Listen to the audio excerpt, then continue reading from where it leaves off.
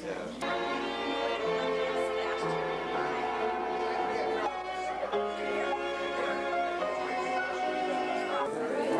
McCabe Renewal Center does a very strong and quiet work that makes our community a better place to live.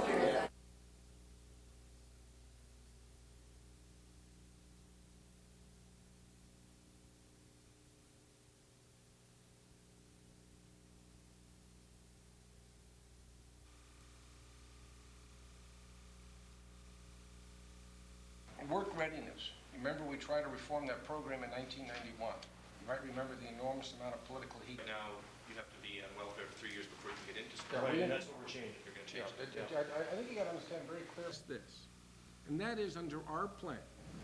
We simply say that you will stay inside the family unit. And if you do, we'll work with you. We'll help you financially, educationally, and training-wise. But you will not move outside your family unit and simply start another unit, which we know will lead to failure, and you're not going to do it with our help. To those people who are largely, to some extent, impaired. And so when we try to get it back to what it was originally designed to do, these people who wanted to stay in a state of dependency violently protested and said it was cruel.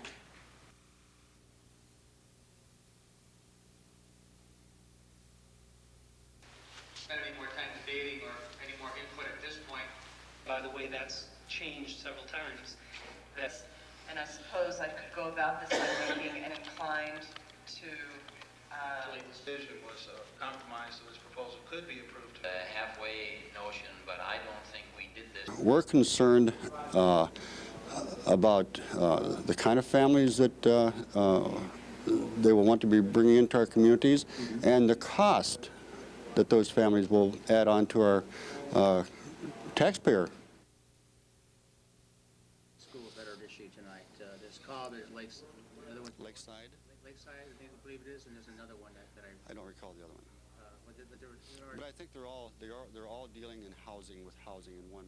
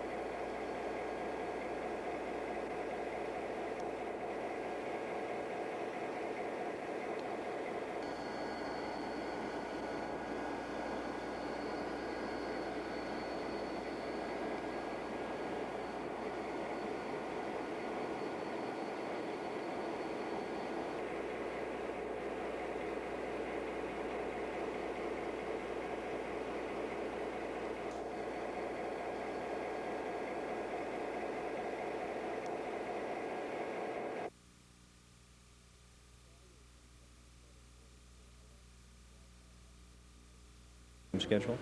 Well, I really think that Minnesota is ready to elect a new governor, and I don't think any of the announced Democratic candidates so far have caught the imagination of the people of Minnesota.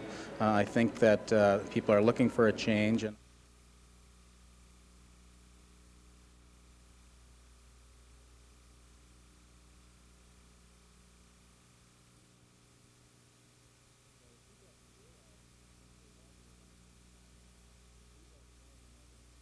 But what people have to realize, and I think they have realized it in primaries, is we have former northern Minnesotans living all over this state, and there's a network out there, and I think that it is possible that if there's a field of all metropolitan candidates, which there are now, that in a primary someone from northern Minnesota has an excellent chance of coming out of that primary.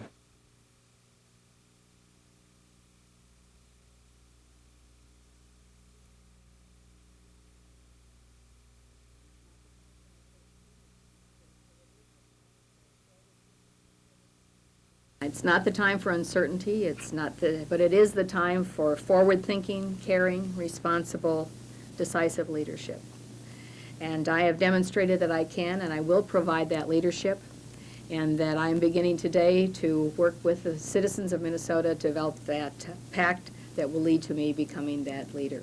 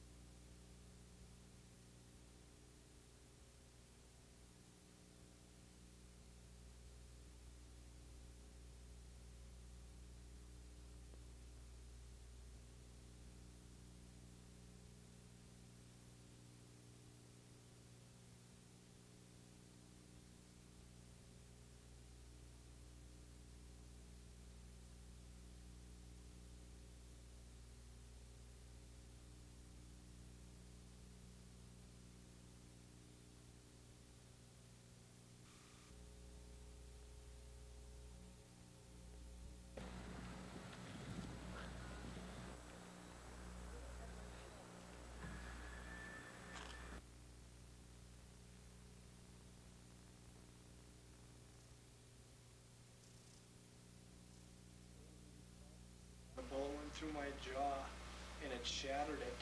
That they got to be responsible for their actions, and that if they decide to go with a lifestyle of using drugs, that's not going to get them anywhere.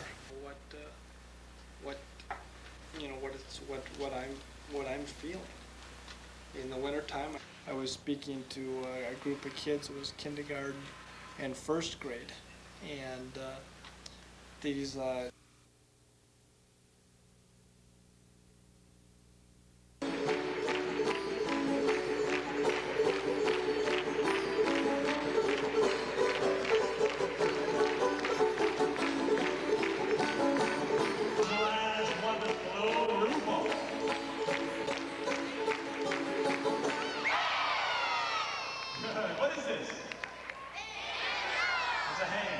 strings across it. And the way it came to America was as slaves. Now slaves came on slave ships. And they came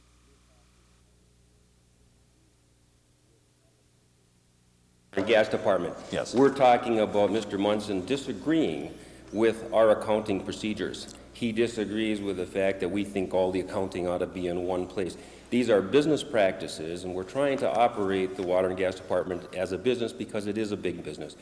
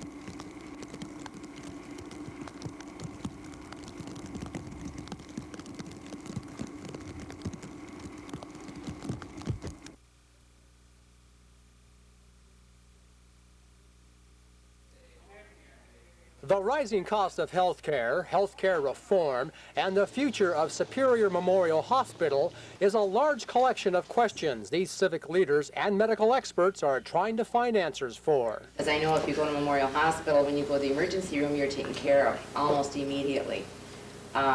When you go to St. Mary's or another hospital, you're come in on a priority list. Comparing hospitals is one of many issues discussed at today's medical seminar held in Superior. Experts from around the nation flew in to share their ideas and listen to local input. The president's health care reform package, specifically the cost of drugs, came into the spotlight. It is absurd when we pay here in the United States, pay, 46 to 56% more for the same prescription that is offered in Great Britain. It's absolutely insane. Another issue discussed at today's seminar, the future of Superior Memorial Hospital. The 55-bed medical facility is currently breaking even. Hospital officials say that's not good enough. Community hospitals across the nation are closing due to financial problems. Hospital authorities at Superior are trying to keep their facility open. They want patients to take an active role in keeping the doors open. The bridge goes both ways, and if patients can access the physicians, physicians can serve people more conveniently in our hospital, that we have the capacity to serve them if their physician will give them a choice. National health care reform will bring pressure on small hospitals like Superior Memorial. Operators want to be sure they're in the game. In Superior, Chip Wallace, News 6.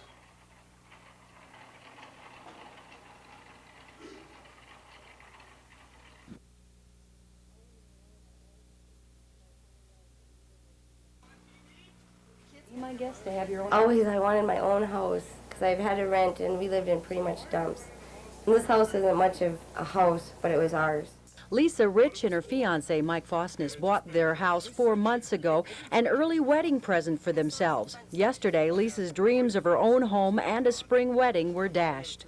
At 9 o'clock, I had gotten up, and I woke up to, like, arcing noises, and my dog was just barking all over, and then I called Mike, and I said, Mike, what's this noise? And all he said is, get out, there's a fire. I was really planning, I really wanted to get married, but I don't know now. It's all we have just to get the house back. That's my main concern right now. Is we'll have each other forever, so we'll work on the house first. Lisa was married at 15, a mom at 16. Today, a single parent of 2 boys. She's just 4 months away from college graduation with plans for a career in human services. Mike has just begun a new auto repair business. Unfortunately, when it came to buying house insurance, they chose instead to pay their utility bills. A bad decision, they readily admit. No, this is not a good one at all, and I regret it now. Yeah. And the minute we get our house standing again, there's insurance going to be put on it one way or the other.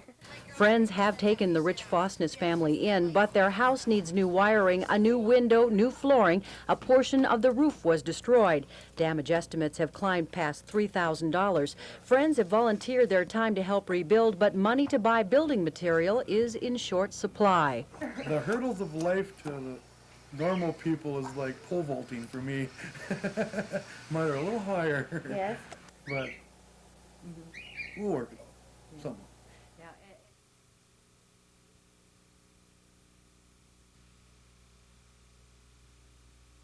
Is the realization of a vision which started 4 years ago.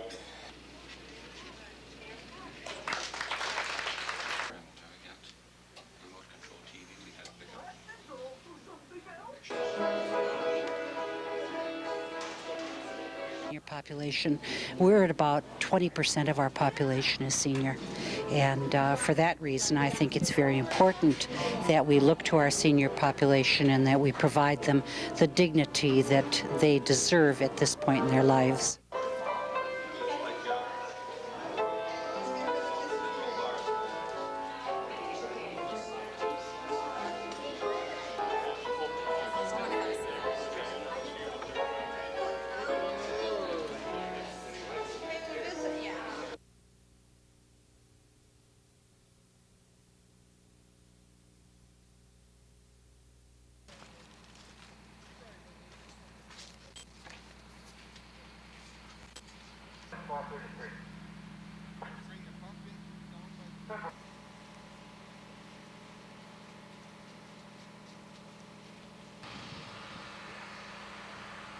Well, there were several items that were identifiable. There was canoe paddles and other items that the people said, hey, that's come out of our house.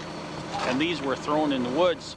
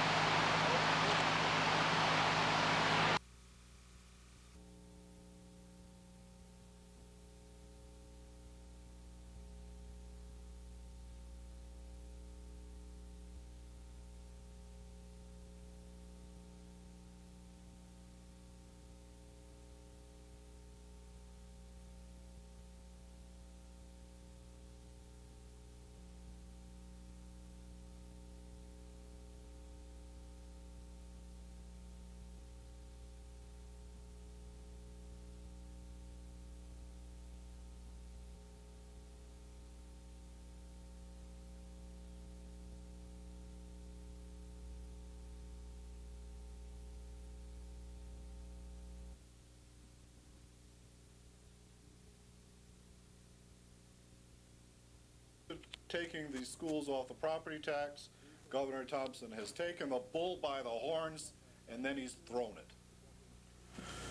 We've heard every scare tactic, from threatening to shut down public schools, to doubling the income tax, to doubling the sales tax. That's nonsense. People have common sense, and they know there is no free lunch. And he's the guy who is saying that no, this will never come to a vote in the state Senate. So his representatives were perhaps intimidated by him. But when you look at that, all that green from all over Wisconsin, every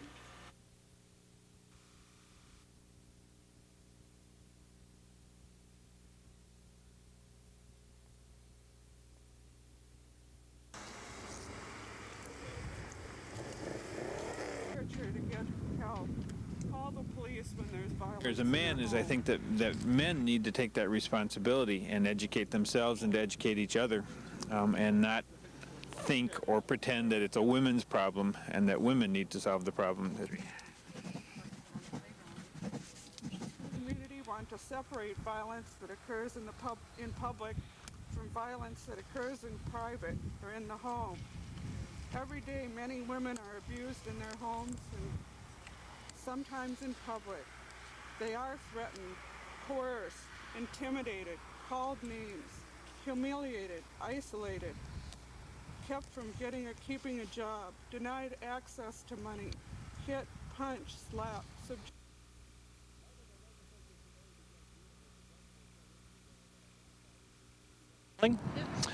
Barbara, the legislature today begins dealing with the dozen or so issues that have been identified as the key ones in this session for the state of Minnesota. The obvious ones are crime, health, and welfare reform, some workmen's compensation issues, also some ethical reform. Northern Minnesota, well, does it have a friend in Irv Anderson? He is today the House Speaker, the second most powerful man in state government. The chairman of the Iron Range delegation, Tom Rukavina, joins us now. Tom, what might we expect help from Representative Anderson? Do we look for more help for Northern Minnesota because of his leadership role? Well, certainly the fact that Irv is from International Falls and represents portions of the Iron Range now will help us, and I think help Duluth and all in northeastern Minnesota. But, you know, the new Irv will have to wait and see. He wants to be a speaker for the entire state, as well he should be, but you know, there's no doubt about it, Duke. The fact that Irv is there will help us, I think, on a number of things. The bonding bill is proposed to be over $600 million this year, and with Irv there, perhaps we can get some things for northeastern Minnesota. The pressure really is on, I think, this session with the Metro leadership down here to try to take some of the things away from Northern Minnesota. What's the most important issue in Northern Minnesota? Well, I think one of the things we have to be very cautious about are some of these property tax proposals. I was in Roseville about 2 weeks ago. You wouldn't believe the outright hate they have for rural Minnesota. Not so much concentrated on northeastern Minnesota, which made me feel a little more at ease, but you know, they're reading all these stories in the Tribune and the Pioneer Press about how we're allegedly stealing their money. It's very unfair accusations, and that's going to be, I think, an issue down here. A lot of the freshman legislators have been pushing this idea that we get unfair property tax relief up there, so we have to be very vigilant that we don't lose some of the gains we've made over the years. Thanks so much for joining us. Barbara, it's a 10-week session. Whether it can be held at 10 weeks or not will remain to be seen. After all, it is Minnesota politics we're dealing with. From the state capitol, Duke Skorich, News 6.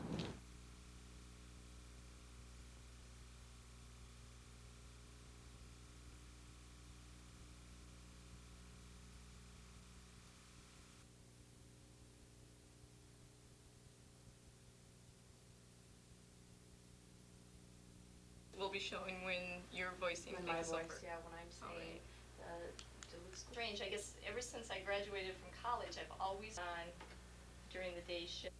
Yes, I think, you know, needs were being met for some of these kids, but there are a lot of different shelters in the area.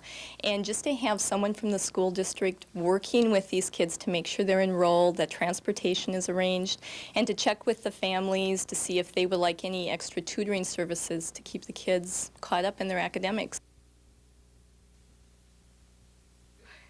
Changes approximately every 30 to 45 days.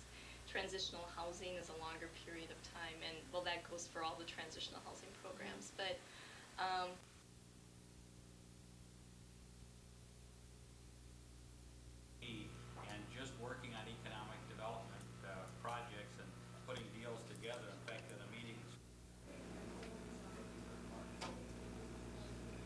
having some healthy competition for attracting and expanding businesses is not necessarily bad, but it should be on a positive level and on a cooperative level. And I think meeting together and developing common goals is important, and that's what we're trying to do. And so today is really the official kickoff of the Iron Range Economic Alliance, which is the amalgamation of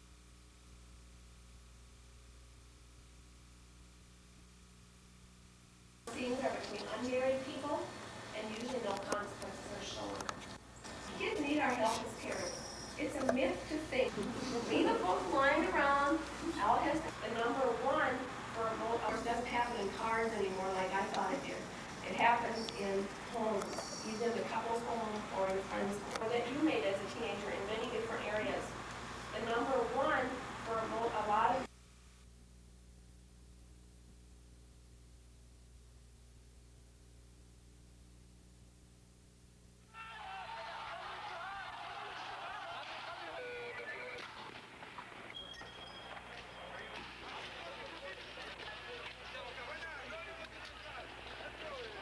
that want to bring around peace in the Middle East.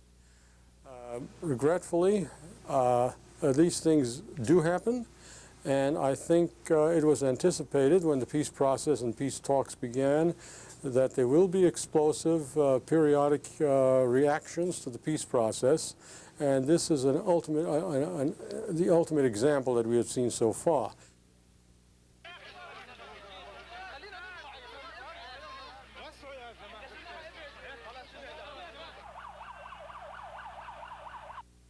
I really don't think so. I think Arabs and Israelis, or Jews really in this country, pretty much are aware of what's going on in the Middle East. I don't think the peace process has altered their minds, and I don't think events of this type will. Because after all, this is not the first time that we've had problems in the Middle East.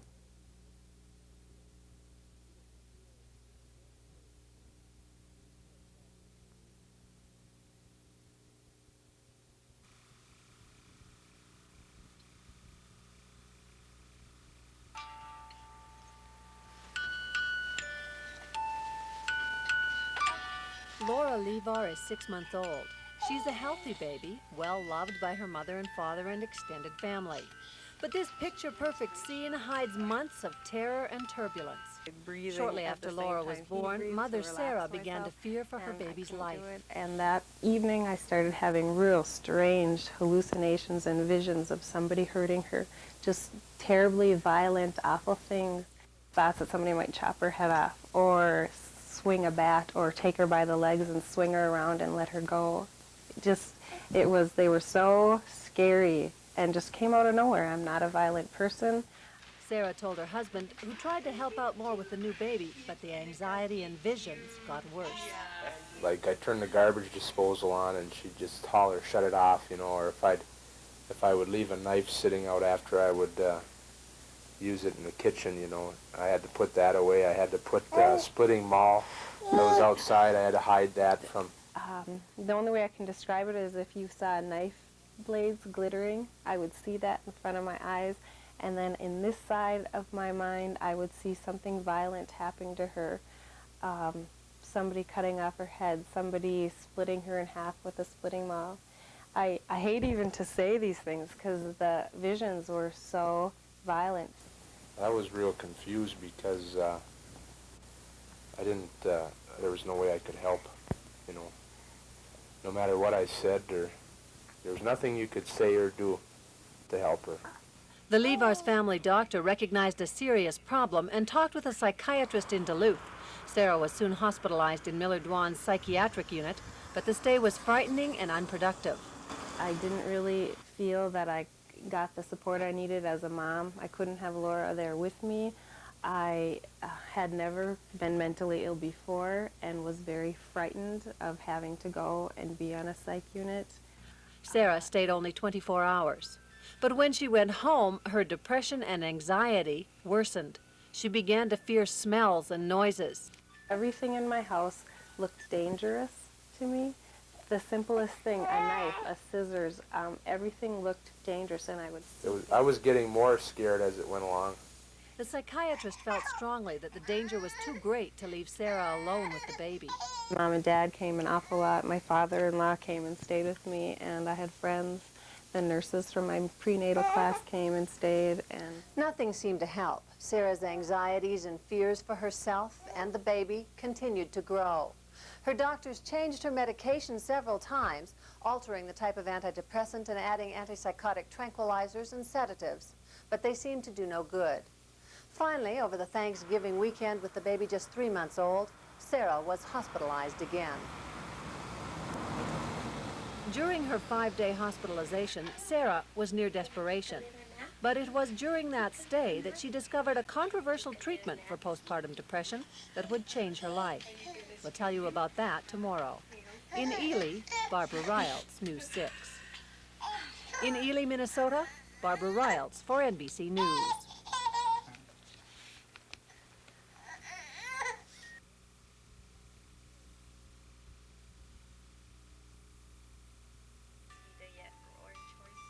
There are few things as powerful as the bonding between a mother and baby.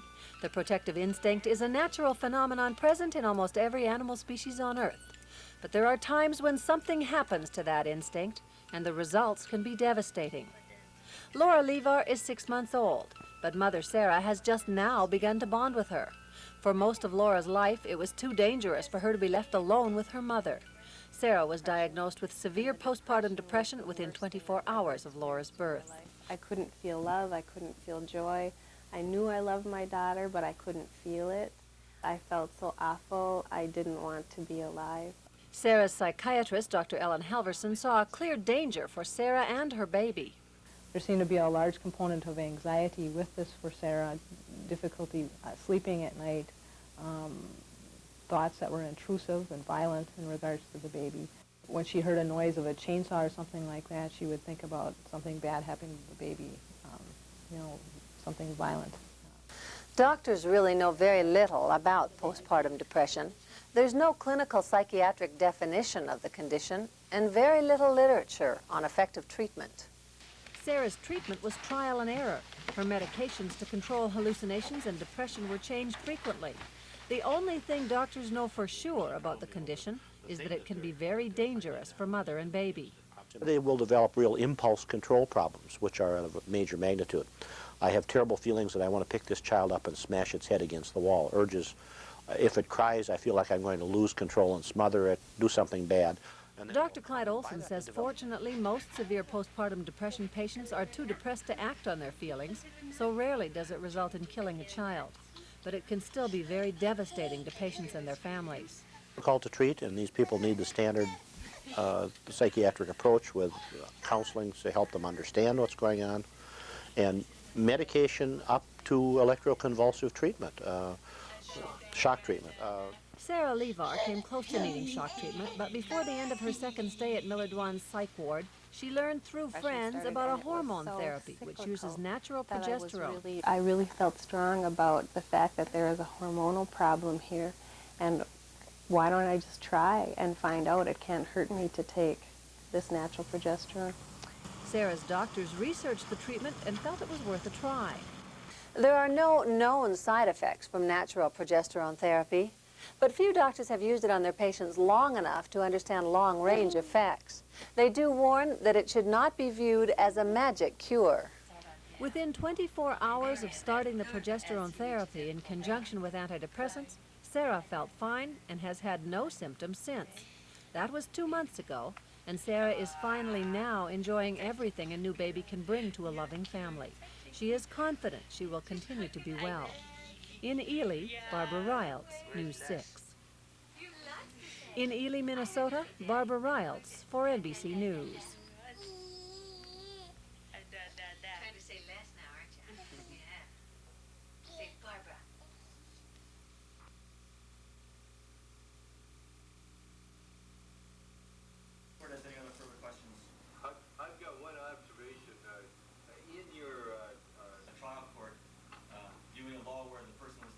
Part that forbids religious blessing and praying.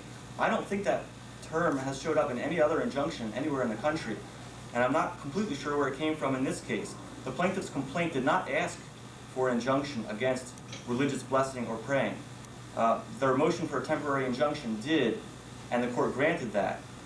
It seems to me pretty clear that if anything is a violation of the First Amendment, that would be.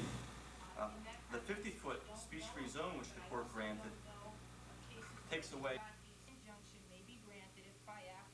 And the judge found harassment against Ms. Welch, threats against Ms. Welch, intimidation of her, unauthorized photographing, following of her, professions of love, coming to her home, praying at her, and all forms of harassment by Mr. Johnson, Ms. Liebler, and defendant Overdahl, 3 of the defendants. One of them was appealed, and that one was affirmed. The other thing is that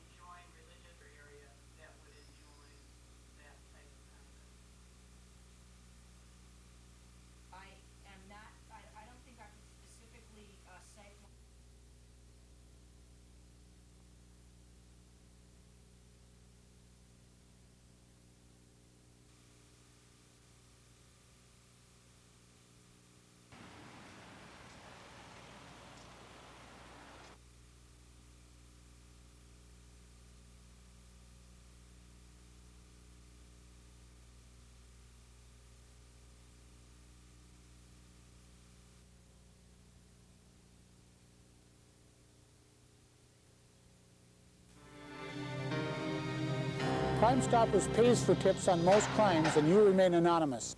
A now familiar weekly segment for local television, radio, and newspapers, Crime Stoppers is starting to gain recognition in the Twin Ports. It's also starting to show some results.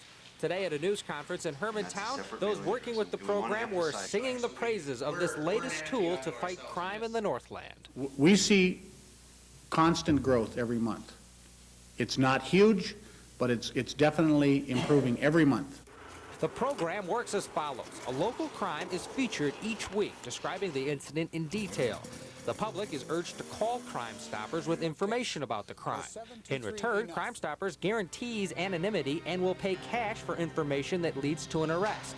A system that worked in a recent case involving 2 stolen snowmobiles in Hermantown. Hermantown police were able to follow the tracks over the power lines. For this particular situation, we didn't have any evidence. Until Crime Stoppers featured the incident on December 13th. The next day, they received a tip that led to the arrest of 3 18-year-old suspects. I think it's great. I don't think they would have ever found the machines, or they would probably never caught the guys if it wasn't for the program. The program is run not with tax dollars, but solely through public donations, which so far haven't kept pace with Crime Stoppers' success rate. We are running it right. Quite candidly, we are, yes, because we didn't have a lot of, we're dealing with pure donation. If donations pick up, the program will continue, and many feel that with every case that's solved by Crime Stoppers, a message is sent to the community. Don't steal, because you're going to get caught. In Hermantown, Ted Rowlands, News 6.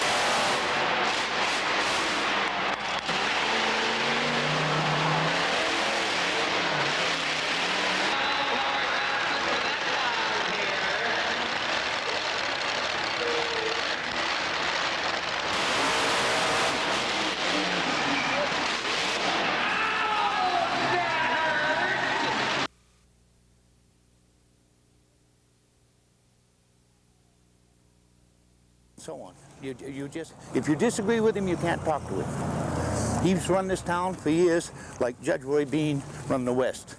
Frontier Justice in Big Falls, Cliff Hill thinks so. He thinks Mayor Jan Maggart is out to get him because he and his wife Judy have threatened a lawsuit over handicapped access to the community center. You know, the doctors are in here, the dental, the clinic, everything, basically town functions is in this building. Hill showed us that in order to enter the community center, you have to use stairs, up or down. But that's only part of what this dispute's all about. I don't look that sick. Judy Hill's right. She doesn't look that sick, but her medical records tell a different story. Her heart is so weak, there have been days doctors have refused medical tests for fear she may suffer another heart attack during the procedure. Sometimes I feel a little embarrassed, and I feel like a hypochondriac. You know, I really do, because I don't look like what I am. I'm not an activist. I'm really a pacifist. But this, it kind of irks me. The Hills live apart because their separation allows them to receive more supplemental income, welfare. They believe that's part of the reason Mayor Jan Maggart hasn't taken their request for access ramps to the community center seriously. We didn't wish to sue for no money. We didn't wish to do anything. And all this man did was scream and holler at me and yell. I was mad then, and I'm still mad about it, because I don't think any public official has a right to belittle somebody because they are less fortunate than they are. Big Falls operates with an annual city budget of $125,000. In the past 18 months, through various funding sources, the city has spent about $200,000 on development projects, money to reopen the town's only grocery store, and $100,000 on this new bar and liquor store. We took the money out of the liquor fund to build it so that we could make more money for the city. So I think it was a very, very good idea to build the bar. Now, I have no complaint with Wayne. I have no complaint with the liquor store. Hill's complaint? His nemesis, Mayor Jan Maggart. Let's go see him. Oh, you want to get screamed and hollered at again? We'll just go see what he says. Oh, man. Cliff Hill didn't exactly want to walk the 100 or so steps over to the mayor's place of business. But meet Jan Maggart, a hard-working machine shop owner. We have heard that there's a shouting match where you were belittling Mr. Hill. You don't deny any of that, do you? I don't deny that a bit, no. So it's almost like a personal thing between the two of you? That is one good way of putting it, yes. Maggart says the city complies with state law regarding access to the community center, but Hill pressed the mayor on funding for other projects. So some of the improvements that you're complaining about is paid for by the Lions Club because the city don't have the funds to do it. And you're coming up and using a 200,000 plus figure that is not true. I said the money was found. The fact is the city does not have the funds to put a ramp in that building right now. I never said it was strictly town funds. We do these jobs for nothing. It's something like joining the Army. You serve your time. We serve our time. I wish you'd just get the hell out of here and leave me alone. Maggart's claim the city complies with state law is true. Big Falls has until mid-1995 to develop a plan for access to the community center. But already, the city is looking at options, including moving the tenants to other locations that are handicapped accessible. In Big Falls, Duke Skorich, News 6.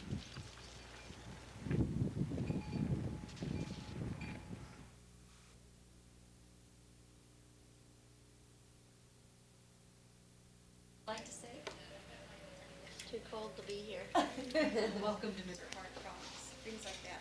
Actually, one of the main tests that they did. Am I afraid? No.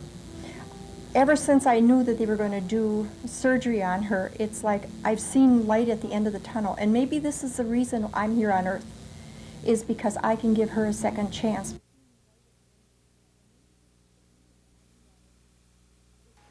Will there be a number that we can call to get periodic checkups to see how anybody with blood pressure problems or heart problems, things like that? Actually, one of the main... You know, it's you're begging. And I have trouble with that because they look at me and they automatically say, oh, you're not sick, you look fine.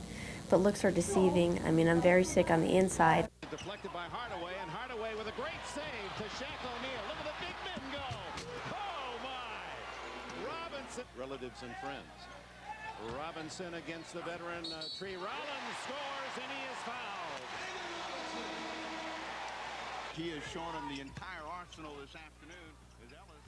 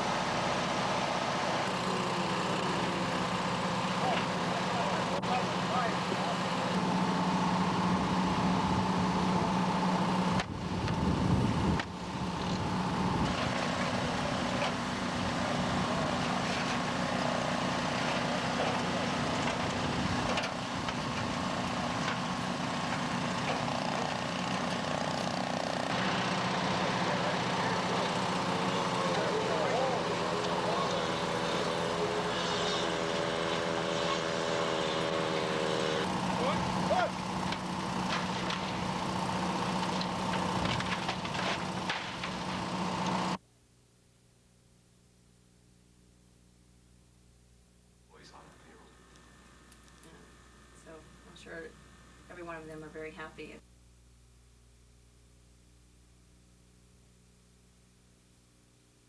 That the long-term viability of the hospital really will rely on greater utilization of our facility as healthcare begins to change through reform.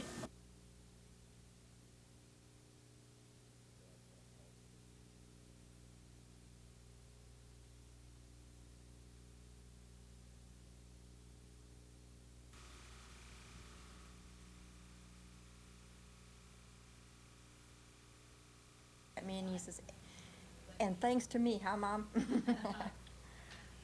Well, I'd like to go on a cruise with her. I am in marketing when I'm able to work. And with me last week, we've been up here because he has got complications. And if there's any problem with a kidney, this means he has to visit to the doctor and a little pre-op.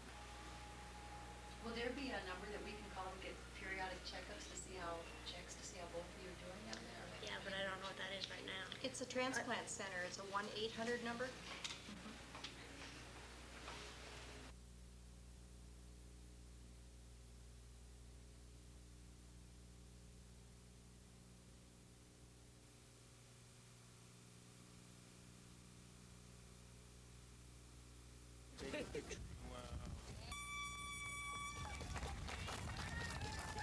Whatever you want in life, how hard it is, you can do it. I mean, I ran 154 miles. Shoot, tough times never last, tough people do. But the other thing is that if you want something bad enough, and you have the passion to do that, you'll find a way to do it. For tomorrow today, and tomorrow we'll just be doing. If it wasn't for Rod Raymond, trying to pump me up and goal and this kind of stuff. But you've been married for how long? 7 months. 7 months.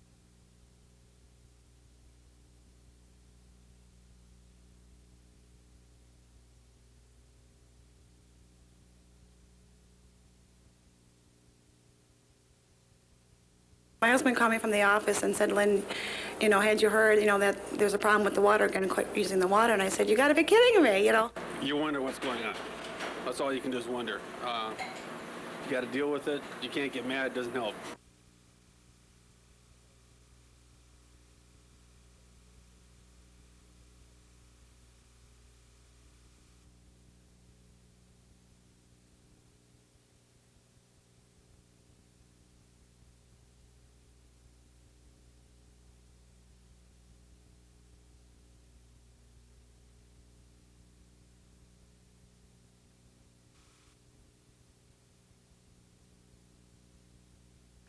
How come a Target can come in and you're doing a great business. Right. Why is that? Why does the economy support yet another store? Right.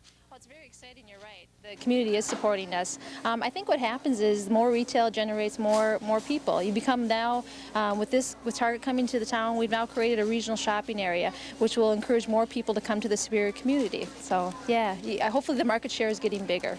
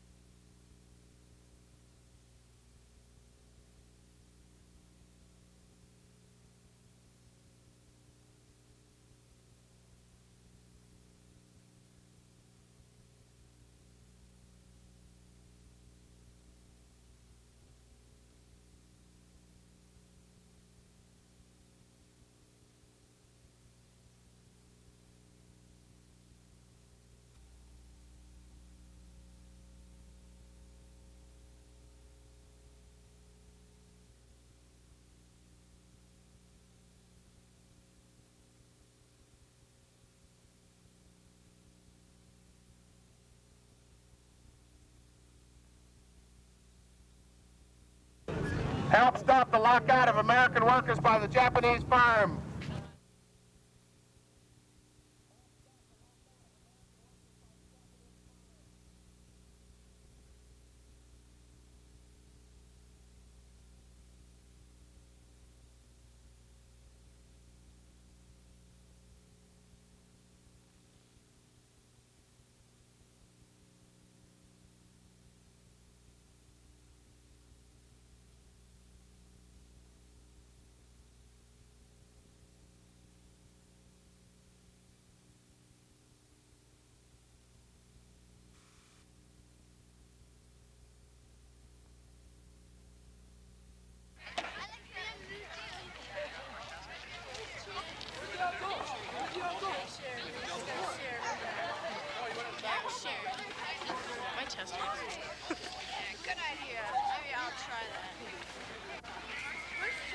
Oh, I believe that's exactly what we need. We need something to divert them from the negative energy. We need some positive energy and a way for them to focus that attention in another way.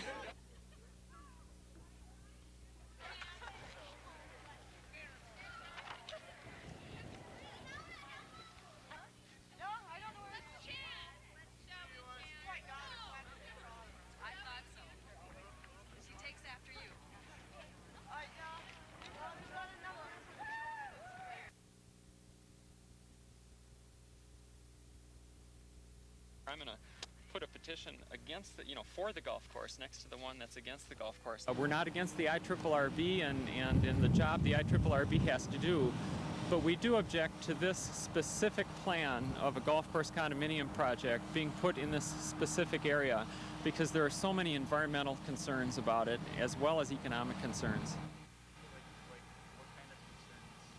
Well, I think the main concern that we have environmentally right now has to do with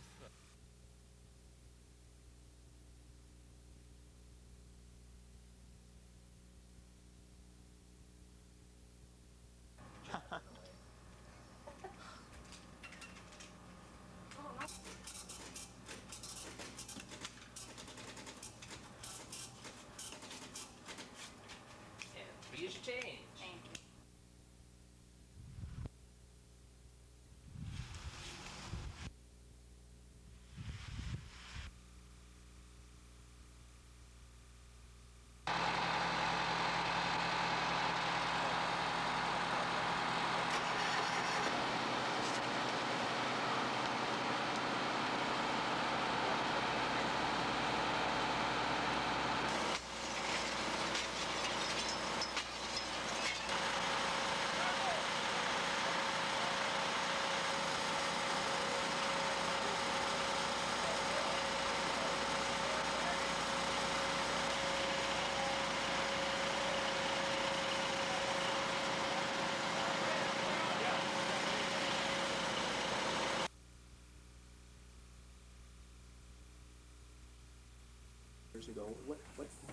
First, you want the first thought? God answers prayers. And I got to hug him again for the first time in 38 years. Alvina Leroy has kept a painful secret to herself for the past 38 years. In 1956, while living in Duluth, she gave birth to her second child, but this time out of wedlock. Socially, she was ostracized and gave her newly born son up for adoption. It was something I absolutely was unable to talk about because it just hurt too bad. The 58-year-old great-grandmother kept her pain inside until she got a phone call last week from a woman identifying herself as her daughter-in-law. I went into shock. She says, my husband was adopted in 1956, and the birth certificate says that his mother's name was Alvina Hoagland. Is that you? I said, no. And my mind flew through many different scenarios trying to figure out why, and part of my mind said, just relax and don't try to figure it out. She says, well, we just talked to your mother, and she gave us this phone number and said it was you. So I said, well, of course it's me. Call me tomorrow morning. Alvina says the call caught her off guard so much she needed time to recover. But 7:45 the next morning, the phone rang and it was Rose. Would you like to talk to your son? And her answer was, oh, yes. It was the most beautiful voice I'd ever heard. This emotional mother-son reunion was made possible by Jason's wife, Rose. For the 3 years they've been married, she's been watching her husband long to find his birth mother. We'd be someplace and he'd look at somebody and say, you know, I wonder if they're related to me. And so I knew it was important to him, so. Since the call, Alvina and Jason are back together as mother and son. This Easter Sunday, they share their love and happiness with over 30 relatives. I ain't going nowhere, Ma. I'm back. In Kinney, Chip Wallace, News 6. All of my children have grown by this, and it sure made me proud to know how much love they had for me, because there wasn't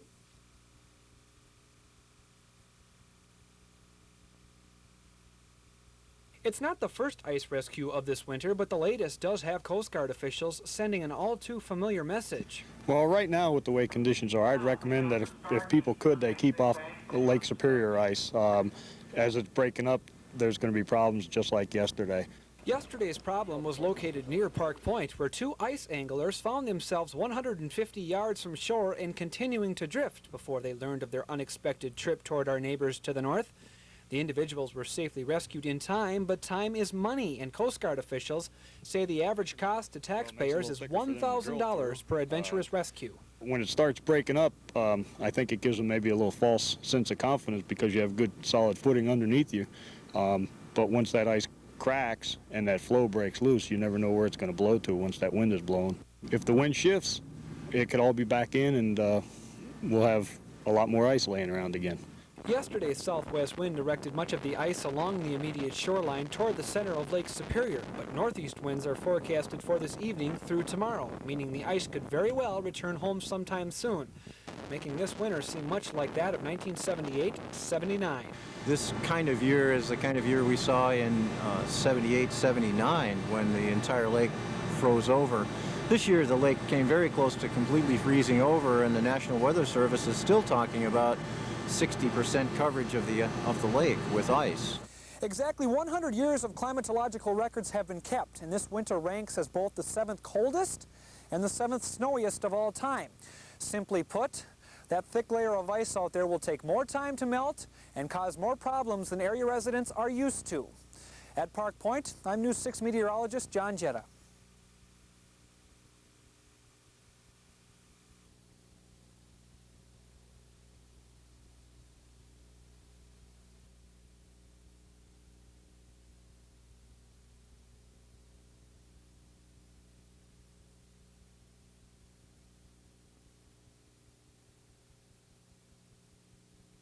They came in on a number of issues that had to be addressed, and a lot of things that are you would consider to be negative type issues financially, with downsizing, financially downsizing in terms of buildings, difficult things that had to be addressed, and I think that there's been some positive results that come out of that.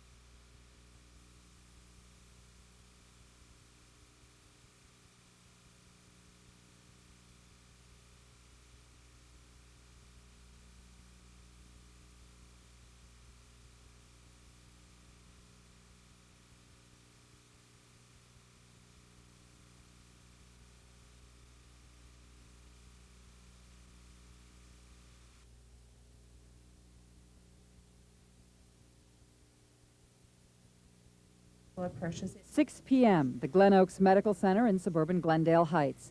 Julie Cole slips into a blood pressure cuff and a heart monitor. Then it's husband Jim's turn.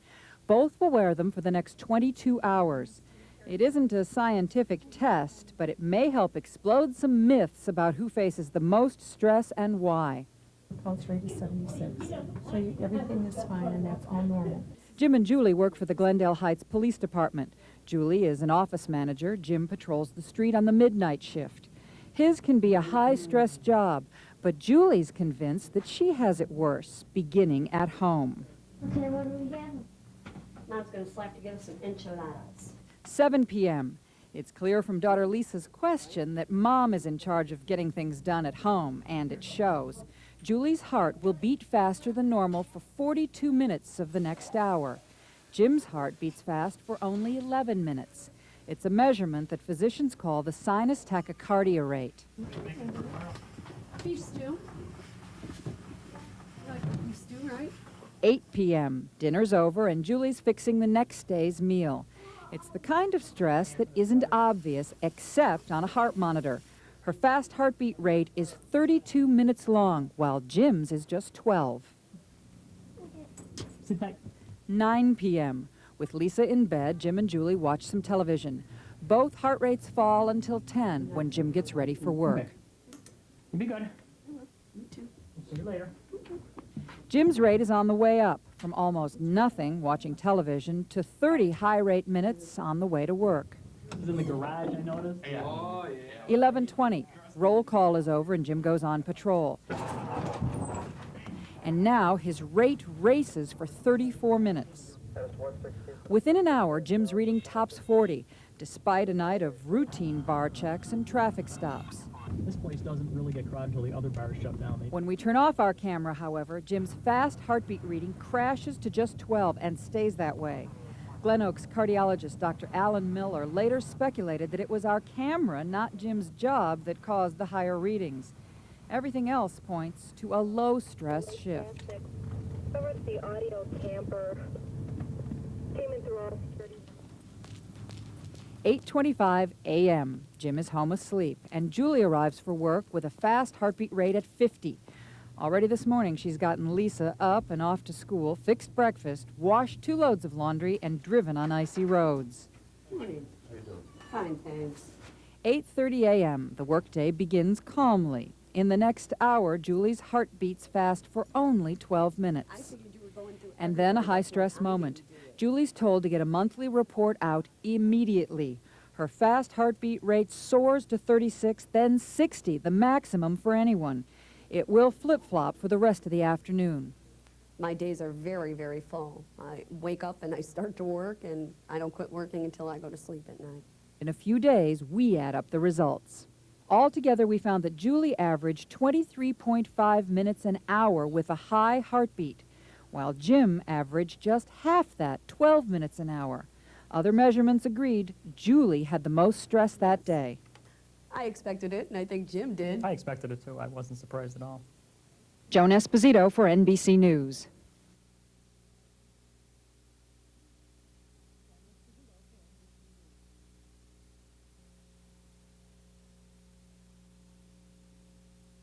Not only affect the taxpayer, but they affect these children that go to our local schools, because these negotiations, to a large part, determine how much money is going to go directly to that child sitting in the chair with classroom technologies, with paper, pencil, new textbooks, and other aids, and how much is going to go into lining other people's pockets, or how much is going to be spent administratively and so forth. We would like to see every penny possible make it right to each child sitting in that classroom chair.